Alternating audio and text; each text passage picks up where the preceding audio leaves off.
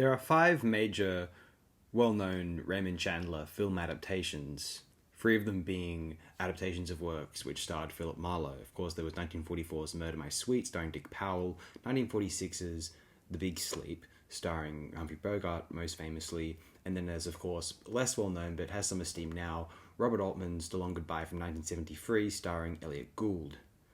The other two well-known Chandler adaptations are not well-known as adaptations of his work, perhaps, but it's Hitchcock's Strangers in a Train from 1951, as well as Billy Wilder's Double Indemnity from 1944.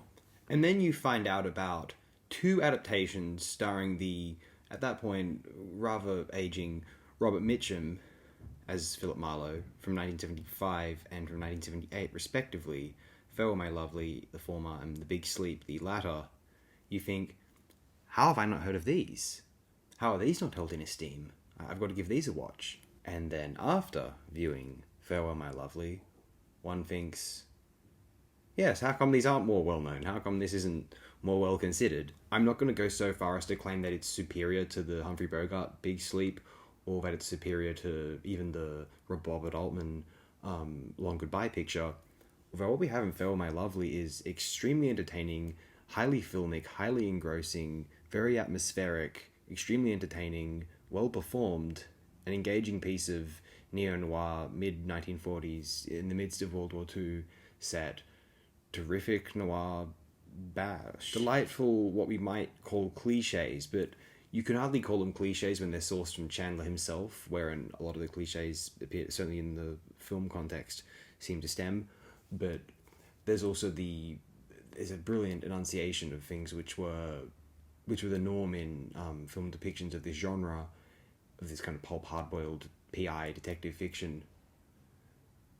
And yet there's the sincerity of staying true to the source whilst being informed by decades of adaptations or de facto adaptations of Chandler's work.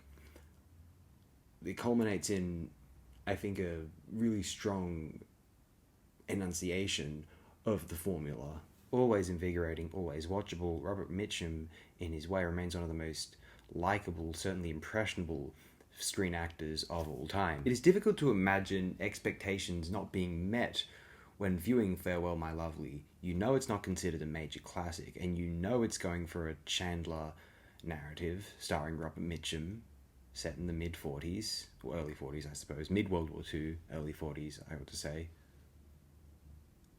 I don't think the film goes wrong. Unless we want to very, very harshly and kind of brutally compare it to certain predecessors, I can't imagine wherein we can find extreme offense with Farewell My Lovely. Insofar as what Farewell My Lovely is presenting itself as, I think it's a spectacular success overall.